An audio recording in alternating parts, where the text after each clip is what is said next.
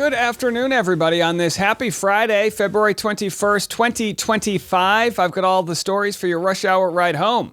And on today's episode of The Rush, we've got Taylor Swift and Travis Kelce, an update from Kylie Kelce on her podcast about the famous couple, and Asteroid in the news. Last month we were talking about drones, now we're talking about asteroids. Will we be able to move this giant rock heading our way? We'll find out from Neil deGrasse Tyson. And then Blake Lively is trying to get a protective order, saying there's a lot of witness intimidation happening in her trial against Justin Baldoni. And fans are wondering, is the protective order on behalf of Taylor Swift? We'll let you know. And also subtle changes going on by Blake Lively's amended complaint regarding the slow dance scene. And what does this mean? We will play a clip from Kirsty Flaw, our good pal and industry insider, and what she has to say. Also, DOGE receipts. Are we saving money or not? That's what people want to know. We'll find out. And Steve Bannon did a salute that is illegal in at least one country.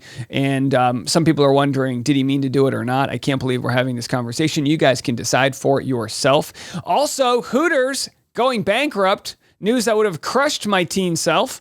I'll have that story and more. It's all coming up next on The Rush. Well, let's start with the Hooters story. I want to keep you abreast of the issues. Sagging sales might have led to a bankruptcy. Hugely popular themed restaurant chain on brink of bankruptcy, sparking fears of mass closures.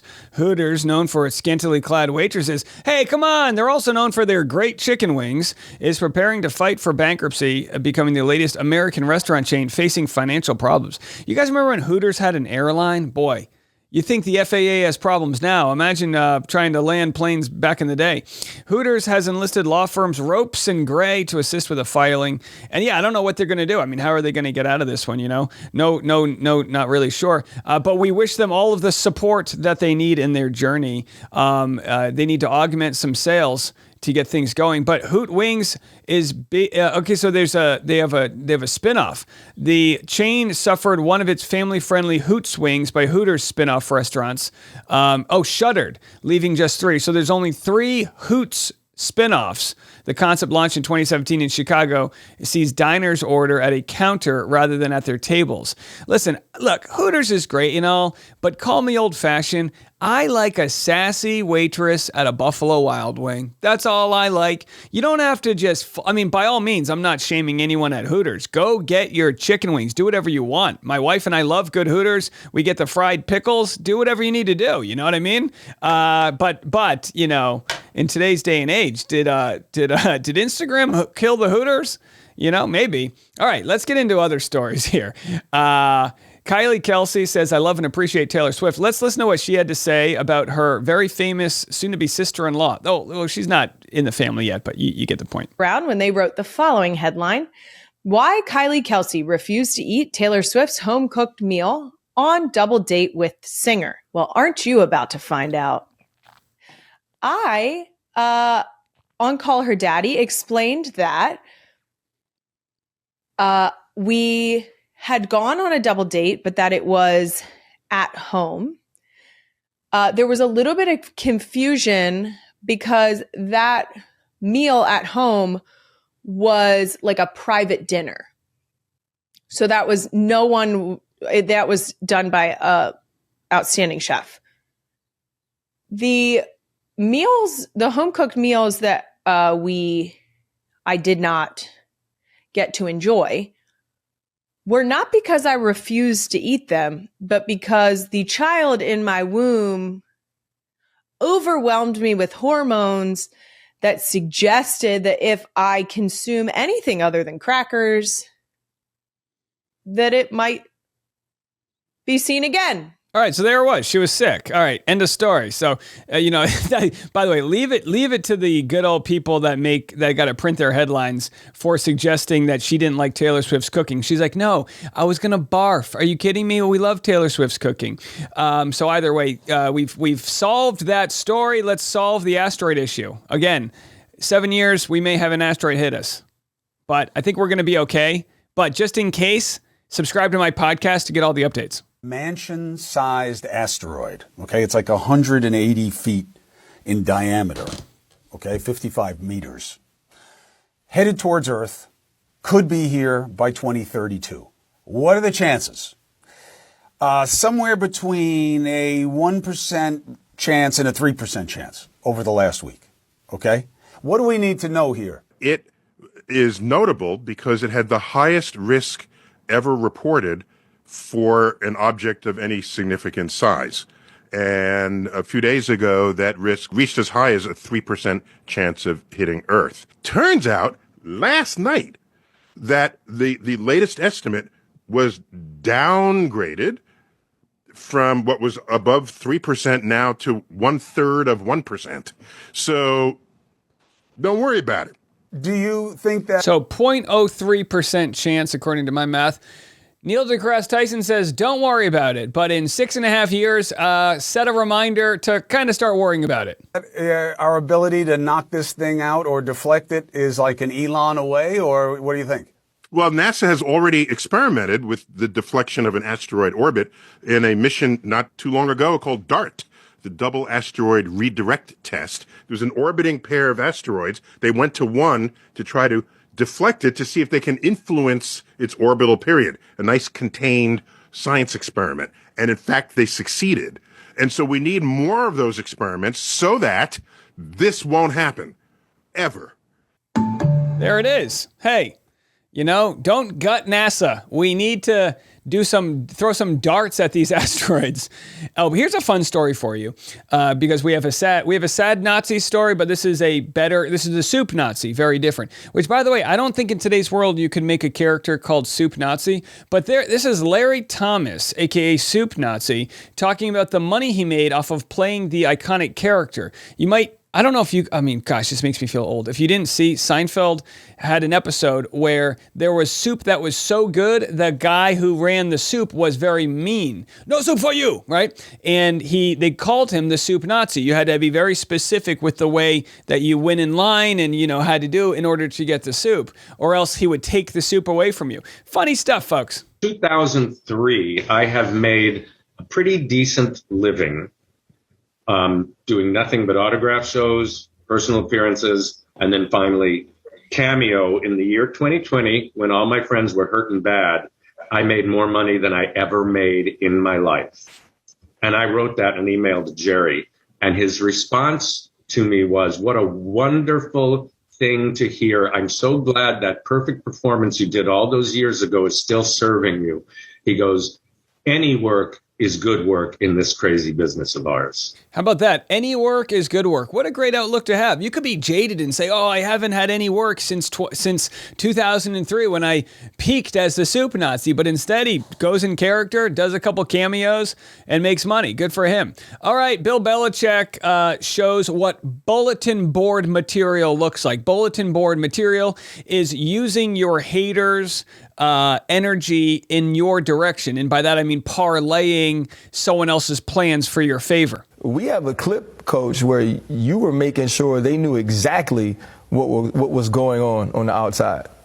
Let me just read you a little something here. I thought this was kind of interesting. First, I couldn't believe it, but it's actually true. So this was them preparing for the Super Bowl, finding out that their opposing team, the Eagles, were already planning a parade route before the game started, which, again, is pretty normal for city planning, but still, bulletin board material. Philadelphia parade after the game. All right, it's 11 o'clock in case any of you want to attend that. It's going to go from Broad Street up to Washington Avenue, past City Hall, then down to Benjamin Franklin Parkway, and we'll end up at the Art Museum. Do your job. Do your job. I love it. He's like, you want to win the Super Bowl? Here's the Eagles parade route, which again is implying the fact that they're already planning to celebrate. Take care of your assignment. Know what it is, execute it, and get it taken care of. What was the reaction to you telling your team that the Philadelphia Eagles had already planned their parade? Well, hopefully it was, we're not going to let that parade happen. Yeah, ignore the noise. Unless the noise helps us. But And I'm imagining sitting in that meeting, and I got pissed off as if I was on the team when I watched that video. Yeah. I mean, that was masterful by you, Coach. I love the advice. Ignore the noise unless the noise can motivate you. I'm that same way with the podcast. Every once in a while, you got to read a negative comment, and you got to get some fire under your ass. Don't let it consume you, but use it to your advantage. All right, let's take a quick break. Let's reset, and we got Break Lively coming next. Well, it's been the craziest week in our history of YouTube and podcasting, covering Blake Lively and Justin Baldoni. It keeps getting crazier and crazier. As I shared on YouTube today, Blake Lively asked the judge for stronger protective orders, and people are wondering, is it because of her co-star she's trying to protect, Isabella and Jenny Slate? But then again, folks are saying she's clearly not trying to protect them since she kind of leaked their names.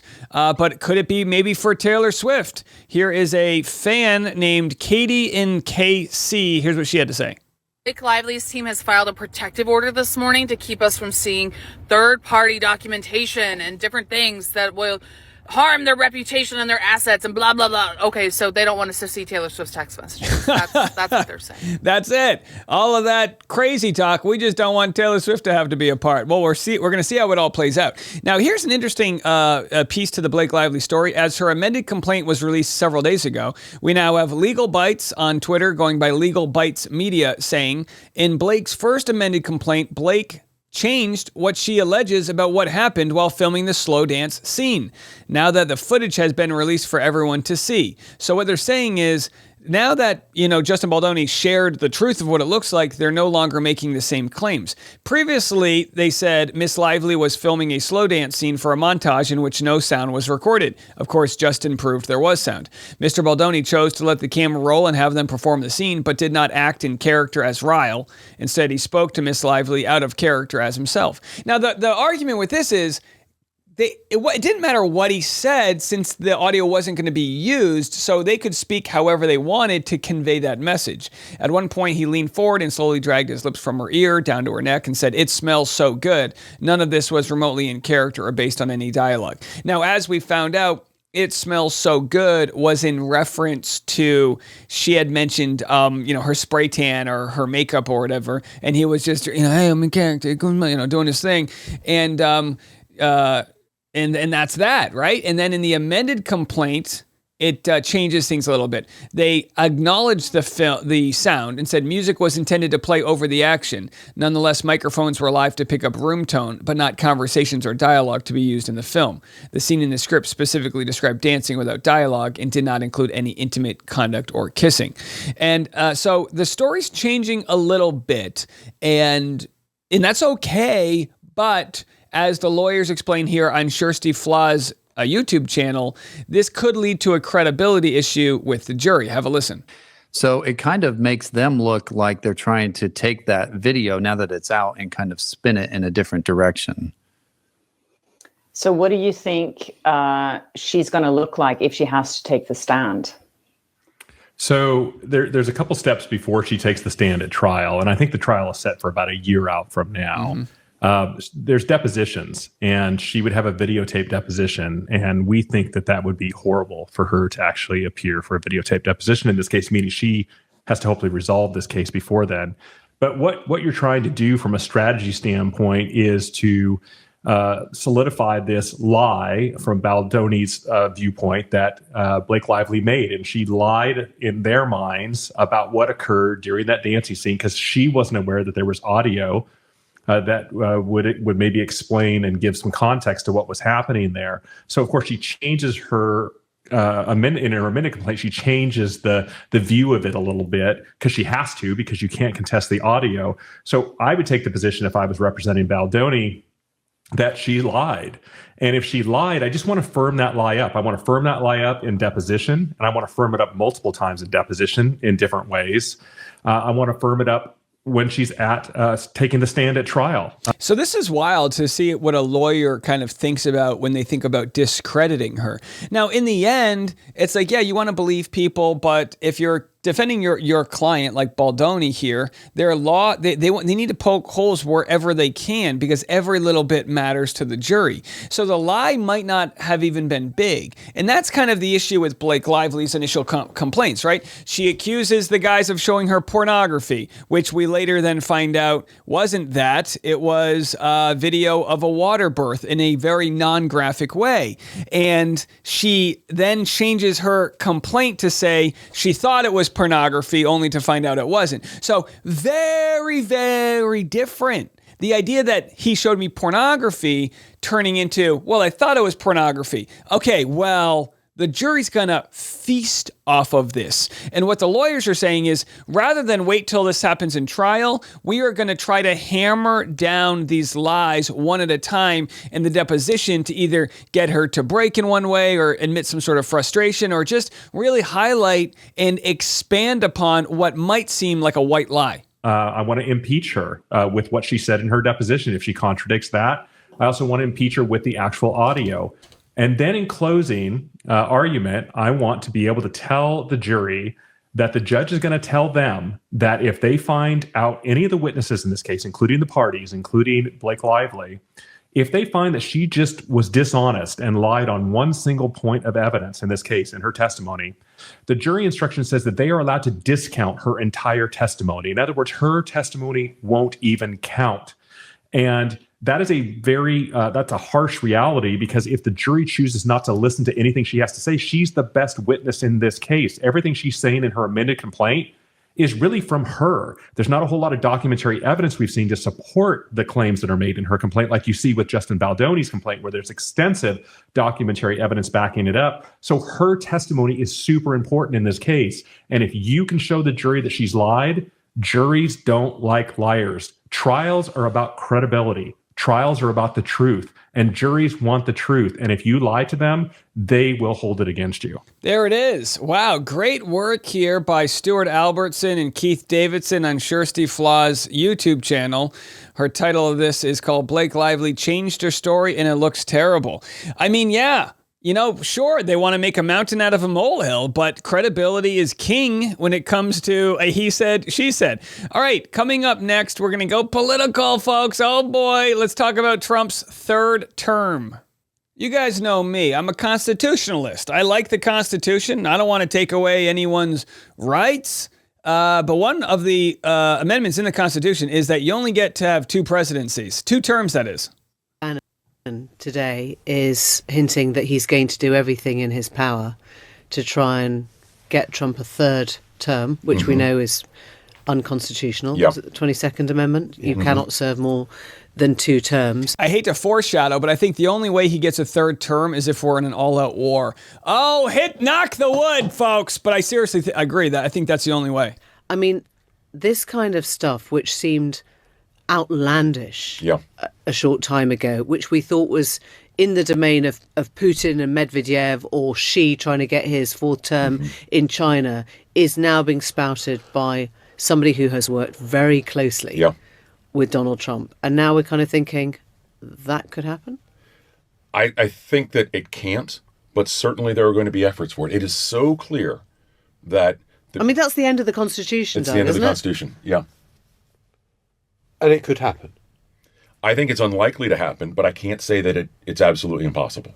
Do you find that remarkable that you're sitting here and saying that, you know, that the Constitution could essentially be ripped up? I mean, that's the gradually and then all at once. Completely. And I guess what I'm saying, and you know, you say we could have put guardrails around the power, you know, on George Bush 1.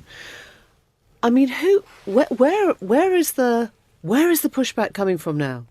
That's the question, and we're going to get into some of the pushback. But first, here's Ro Khanna explaining how Medicare will no longer cover telehealth services as of April Fool's Day. Breaking news. The Trump administration just announced that Medicare will stop covering telehealth starting April 1st. This is going to be devastating for so many seniors who are homebound or don't live close to a doctor's office. Yeah, look, I mean, here's the thing. We need better health care. we need a better economy, and we need to take care of American citizens. And the way to do that is to put more money in people's pockets. So this is not going to be good for Donald Trump. His poll ratings are already sliding from 4 to 13%, depending on which of the 4 polls you look at. But this is still early in a presidency for your polls to be slipping so much. It's supposed to be the honeymoon period. So some people say, no, this is the mandate we wanted. But enough people and enough Republicans are saying, this is not what we asked for.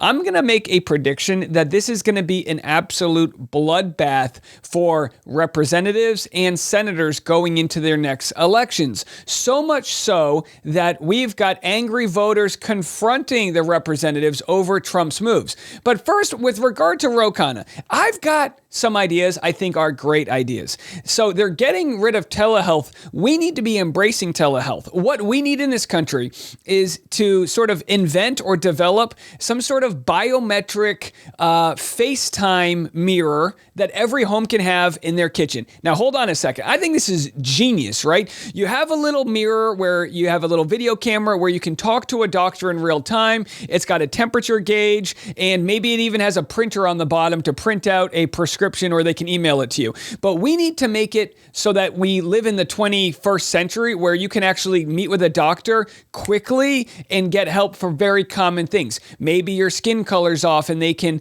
analyze something, or even do a blood sample. Maybe there's ways that they can help you without going to the doctor. We need to innovate to make healthcare better for people, not strip it away so that you can't even do telehealth. Even with our baby, several times we've had to call as new parents, and the first step of screening before you go into the doctors is to get on a nice extensive phone call and speak to a nurse. No, he's doing okay. His temperature's fine. We were just worried because he was flush. His whatever thing is sunk in. No, but he's not, his mouth isn't dry. Whatever. So this is so important to the fabric of our health to be able to make these phone calls and have these resources, that we should be moving in the opposite direction, which is encouraging technology to help us all. Scary times. Here's what people have to say in Georgia as they confront their representatives. It's rising in the White House, and a man has declared himself our king. So I would like to know, rather, the people would like to know what you, congressmen, and your fellow congressmen are going to do to rein in the megalomaniac in the White House. Boy, I like her twang. The megalomaniac in the White House. And he's humbly waiting in his nice little sneakers. Oh, you've got a bunch of white-haired boomers. God bless you guys. I mean that with no offense. Standing up and cheering. Who's gonna stop the madness? Let's fast forward. When you talk about tyranny, when you talk about presidential power, I remember having the same discussion with Republicans when Biden was elected. Oh, boy. Oh, they start booing him. It sounds like Jerry Springer. The funny thing is, fuck this guy. The funny thing is, you're sitting here and a lot of you would probably say those January 6th. He was about to say you're sitting here complaining. Oh my! You would probably say. Hold on, let's go back. He was about to say you're sitting here complaining. The funny thing is, you're sitting here and a lot of you would probably say. He was about to throw his constituents under the bus. Vote these assholes out. Those January 6s who are yelling just as loud as you, who are upset just like you. Comparing these people to insurrectionists because they don't like the tyranny happening in the executive branch. And not listening. Hey. And then he scolds them for not listening. Some order. This guy's wearing sneakers, folks. Let's restore some order. Hey. Let's restore some order. So yelling at me is not going to get any answer, okay? I don't think executive privilege should be as strong as it is. I think we're out of balance right now. I think your direct representation, whether you like me or not, I'm the closest thing you have to a representative. Your senator's not going to be as representative as me, and the president's not going to be as representative as me when it comes to you, the people in this district. Likewise, I think state government needs to be more powerful than federal government. It used to be that federal funds only made up 1/3 of the money spent. The question is, what are you going to do about it? You going to be Trump's bitch, or are you going to work for your people? And let me tell you something. If they don't start stepping it up for their people, it's going to be a bloodbath because somebody is going to get voted in who will fight for them. And we'll be here to promote whoever the heck that is. How much money is being saved by DOGE? Cuts keep coming. Many Americans are asking just how much money is actually being saved. Well, the Department of Government Efficiency released what it called a, quote, wall of receipts on Monday. DOGE says the cuts so far add up to $55 billion. Our CBS News investigative unit and CBS's Confirmed team analyzed that wall of receipts, and they found the initial accounting was overstated by billions of dollars. Oh, boy, we need a DOGE to look into DOGE. One contract DOGE claimed was worth $8.8 billion was actually worth $8 million. So check out this. All right, they were only off by $7,992,000,000. Folks, the audit's happening, and I'm telling you right now, it ain't looking pretty for DOGE. Yeah, they're literally getting the decimal place wrong to the billionth degree on some of these, saying, oh, we cut $8 billion. No, you cut $8 million. And sadly, I don't think people realize the difference between 8 million and 8 billion. It's a big difference, okay? So anyway, here's Steve Bannon. He mimicking Elon Musk's controversial salute at CPEC. You can decide for yourself. Is he doing the Nazi salute? The only way that they win is we retreat, and we're not going to retreat. We're not going to surrender. We're not going to quit. Fight, fight, fight. I mean, guys, you tell me. You be the judge. You be the jury. I don't know. Happens once. Elon Musk, he's a weird cat. Maybe he's just a little on, whatever. Steve Bannon does it again. Who are they sending these messages to? And, I could understand a year ago, 6 months ago, you'd call me crazy for asking these questions, but god damn, is this pretty weird. Here's James Carville explaining what might happen next following the slipping in the polls. We went with our 7th-string quarterback, and we lost by 1.5 points, and we actually picked up a congressional seat. And by the way, they said they went with their 7th-string quarterback. That was referring to Kamala Harris. First of all, that is the Democratic Party's fault, the DNC.